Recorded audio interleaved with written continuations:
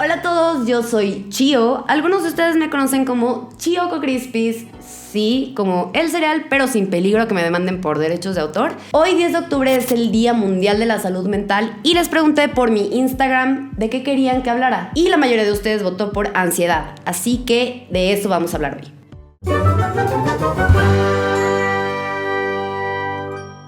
Me emociona empezar con este tema porque es un trastorno que afecta a millones de personas y sigue siendo incomprendido por muchos e ignorado por otros. El día de hoy vamos a hablar de trastorno de ansiedad generalizada, crisis de angustia o ataque de pánico y estrés ambiental crónico. Antes de empezar, no olvides suscribirte y activar la campanita de notificaciones para que no te pierdas los demás videos de mi canal. Esto es ¿qué pasa con la ansiedad y tu cerebro? Sentir ansiedad de vez en cuando es completamente normal.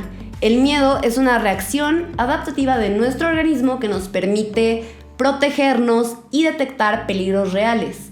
Sin embargo, en algunas personas esto se convierte en una preocupación extrema, persistente y paralizante que afecta prácticamente todos los ámbitos de su vida diaria. Cuando estaba en la universidad, un profesor me dijo esto y creo que es muy acertado. La ansiedad es una fobia a todo y a la vez a nada. Es totalmente inespecífica.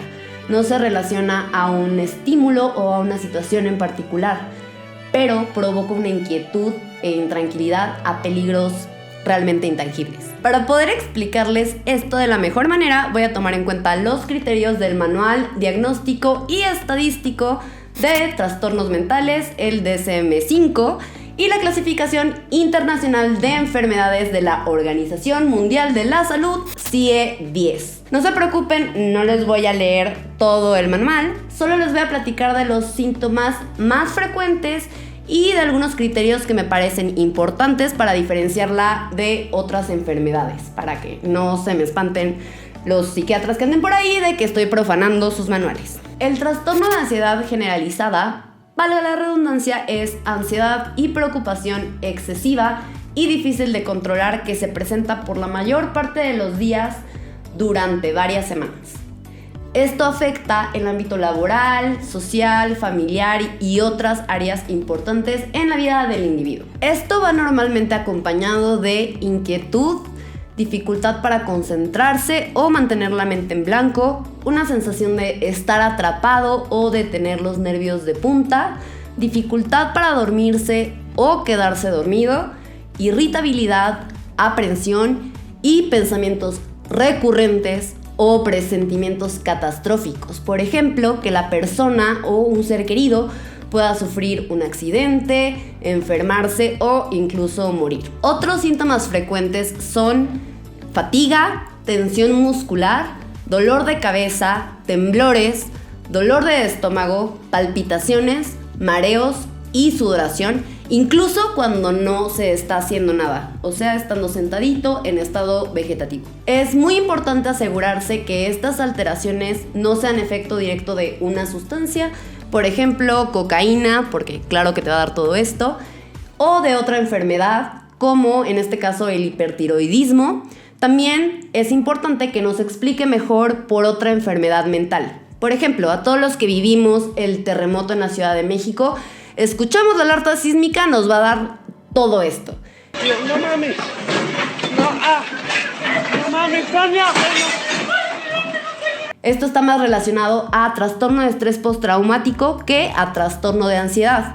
Otro ejemplo puede ser la preocupación excesiva a encontrar imperfecciones en el trastorno dismórfico corporal o la preocupación que viene de ideas delirantes en algún trastorno psicótico como, por ejemplo, la esquizofrenia. Este trastorno es más común en mujeres y está relacionado con el estrés ambiental crónico, del que hablaremos más adelante. Aunque coloquialmente usemos ansiedad y angustia como sinónimos, clínicamente son diferentes y este se define como trastorno de angustia o ataque de pánico. Este se caracteriza por un miedo intenso y súbito que alcanza su máxima expresión en cuestión de minutos. Este se tiene que dar sin la presencia real de un peligro o de una fobia concreta. Si le tienes fobia a los payasos, que no haya un payaso enfrente de ti. A menudo los síntomas iniciales del ataque van aumentando y esto hace que quien los padece quiera huir de donde se encuentra. Si este es un lugar concreto, por ejemplo un autobús, puede que la persona ya no quiera acercarse a un autobús en toda su vida. Después de sufrir un ataque de pánico, existe el miedo persistente a sufrir otro ataque de pánico. Este presenta todos los síntomas de la ansiedad, pero exacerbados.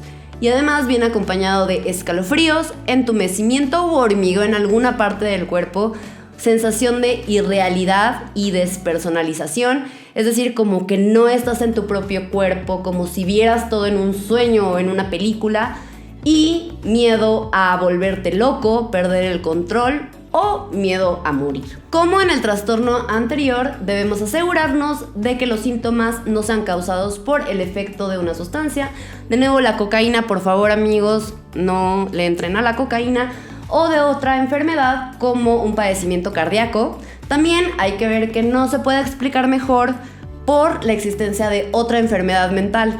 Por ejemplo, como ya dije, de una fobia concreta o por ejemplo causada por las obsesiones en el trastorno obsesivo compulsivo. Como les dije al principio, es súper normal sentir ansiedad a veces. Por eso creo que es importante distinguir entre ansiedad y estrés. La principal diferencia es que el estrés ambiental crónico se produce por una situación en específico. Mientras más impredecible, incontrolable o intensa sea esa situación, más atención requiere.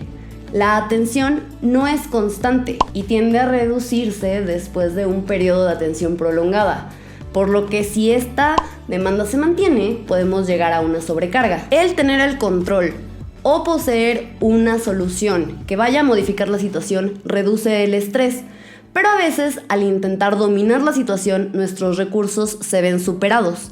Esto es completamente subjetivo. Lo que es manejable para unos, para otros no lo es. El estrés en poca medida puede resultar útil. Nos hace responder más rápido ante peligros y nos vuelve más eficaces para resolver un problema. Pero el estrés en exceso trae muchos daños a la salud. Unos de los más comunes son problemas cardíacos, problemas gástricos o intestinales, problemas de la piel como erupciones o eczemas, cambios de peso, rigidez muscular o de la mandíbula y uso de sustancias para aliviar ese estrés. Ahora sí, vamos a lo bueno. ¿Qué es lo que pasa en tu cerebro? El proceso que pasa en tu sistema nervioso con el estrés y la ansiedad es muy parecido. Existe un eje de activación que es el eje hipotalámico hipoficiario adrenal. Se los voy a explicar paso a paso. El nombre tiene que ver con las estructuras principales que integran esta vía. Número 1, el hipotálamo, que es una estructura cerebral que se encuentra debajo del tálamo y actúa como conexión entre el sistema endocrino y el sistema nervioso. Número 2, la hipófisis o glándula pituitaria, que se encarga de la secreción de hormonas. Y número 3, de las glándulas suprarrenales, que se encargan también de la producción y secreción de hormonas. Sabiendo esto, ahora sí les voy a explicar toda la vía. Cuando hay un estímulo estresor, se activa el hipotálamo. Este segrega factor liberador de corticotropina. Este factor estimula a la hipófisis para liberar hormona corticotropa. La hormona a su vez, estimula a la corteza suprarrenal de las glándulas suprarrenales para liberar glucocorticoides, del cual ahorita el único que nos importa es el cortisol. El cortisol estimula el sistema nervioso simpático y la médula suprarrenal, que libera catecolaminas, de las cuales ahorita solo nos interesan la epinefrina y norepinefrina o adrenalina y noradrenalina para los cuates. Ahorita nos vamos a concentrar en la epinefrina y la norepinefrina. La epinefrina actúa sobre el sistema nervioso simpático, activando la respuesta de luchar o huir. Esta respuesta es una reacción de nuestro organismo al miedo y se origina en la amígdala, que es una estructura que se encarga de reaccionar ante las amenazas. Esto nos prepara para luchar o huir. La activación del sistema simpático hace que aumente la frecuencia cardíaca, dilata los bronquios y las pupilas para que podamos respirar y ver mejor, y aumenta la velocidad de los reflejos. La norepinefrina actúa sobre las terminaciones nerviosas del sistema nervioso simpático, que provoca aumento en el flujo de oxígeno al cerebro y en el ritmo cardíaco para que la sangre bombee mejor. Como hormona, actúa directamente sobre la amígdala, que es la que se va a encargar de mantener la atención mientras dure la amenaza. Ahora vamos con el cortisol. No todos son malas noticias con el cortisol. Este funciona con el ciclo circadiano, es decir, día-noche es como el reloj biológico de nuestro cuerpo. Y la concentración más alta se da en la madrugada cuando amanece, para darnos energía y activarnos al inicio del día. Ya sé lo que me van a decir ustedes, a mí el inicio del día no me activa para nada. Bueno, ese es un tema de ciclos circadianos y si quieren que hablemos de eso, me lo dejan en la cajita de descripciones. Pero el cortisol también es conocido como la hormona del estrés. ¿Por qué se preguntarán? Pues porque responde al estrés. En una concentración muy alta, el cortisol tiende a dañar los receptores de cortisol en el hipocampo. Esto es malo porque significa que el equilibrio se establece en un nivel de cortisol más alto. ¿Y eso qué significa?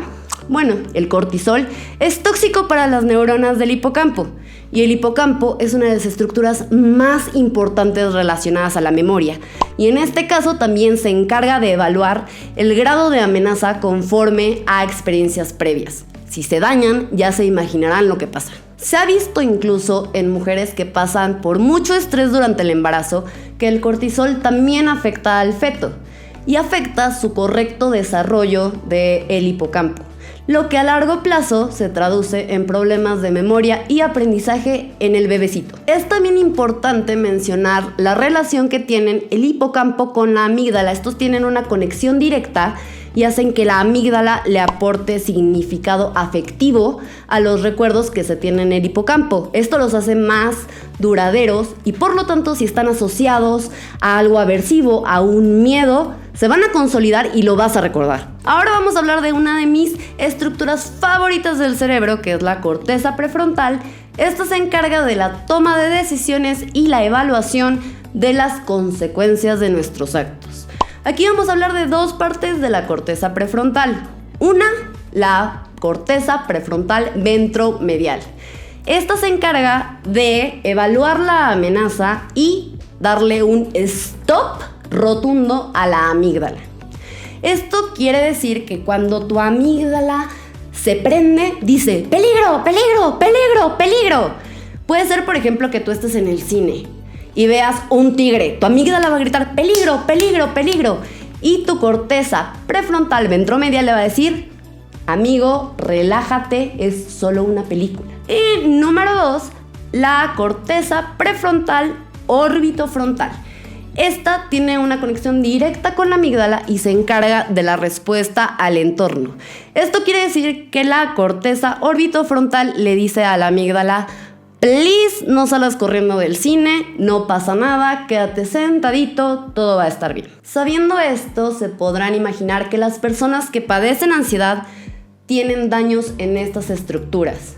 Por ejemplo, en la amígdala se ve una mayor actividad, se ve que es más sensible a los estímulos y además hay una presencia de una actividad prolongada. Por ejemplo, tu amígdala se activa cuando hay un miedo real presente, pero se desactiva cuando ya no está. Si esa actividad se prolonga en ausencia del estímulo, ya no sabes a qué le tienes miedo y eso puede originar ansiedad. También se ha encontrado disminución del tejido o la activación de la corteza prefrontal, lo cual quiere decir que aunque tu amígdala funcione de forma normal, no va a haber nadie que la detenga. Nadie le va a decir, relájate, no estás en un peligro real, relájate, no hay nada a lo que le debas de tener miedo. Entonces le puedes tener miedo a nada, porque no hay nadie ahí que haga razonar a una parte primitiva de tu cerebro como es la amígdala. Por otro lado, también se han encontrado daños en una estructura que se llama ínsula. Esta se encarga de la autopercepción. Entonces, cuando es hipersensible hace que sientas más todo lo que pasa en tu cuerpo. Y si se acelera un poquito tu corazón, tú lo puedes percibir como taquicardia e inicio de un ataque de pánico o síntoma de ansiedad. La ansiedad generalizada también se ha asociado a un diálogo interno, a este tema de pensamientos recurrentes, de estarte diciendo a ti mismo todo lo horrible que te puede suceder. Y esto hace que haya una activación mayor en el lóbulo frontal izquierdo relacionado al lenguaje, que es el área de Broca. Con mención honorífica tenemos al tálamo. Esta estructura actúa como primer relevo sensorial y tiene conexiones con la corteza prefrontal y la amígdala. Cuando estas conexiones no se sincronizan, hay una respuesta que se contrapone y es cuando nos quedamos paralizados del miedo. Esto ha sido todo por el video de hoy. Espero que les haya gustado tanto como a mí. Si te gustó, no olvides dar la manita arriba y suscribirte, eso me ayuda mucho a seguir haciendo videos. Déjame en la cajita de comentarios si te gustaría que hablara de algún tema y no olvides compartirlo si crees que a alguien le puede interesar o servir este tema. Aquí les dejo mis redes sociales, tengo Twitter, tengo Facebook, tengo Instagram, en todos como Choco Crispies. Y sin más que decir, nos vemos en el próximo video. Bye bye.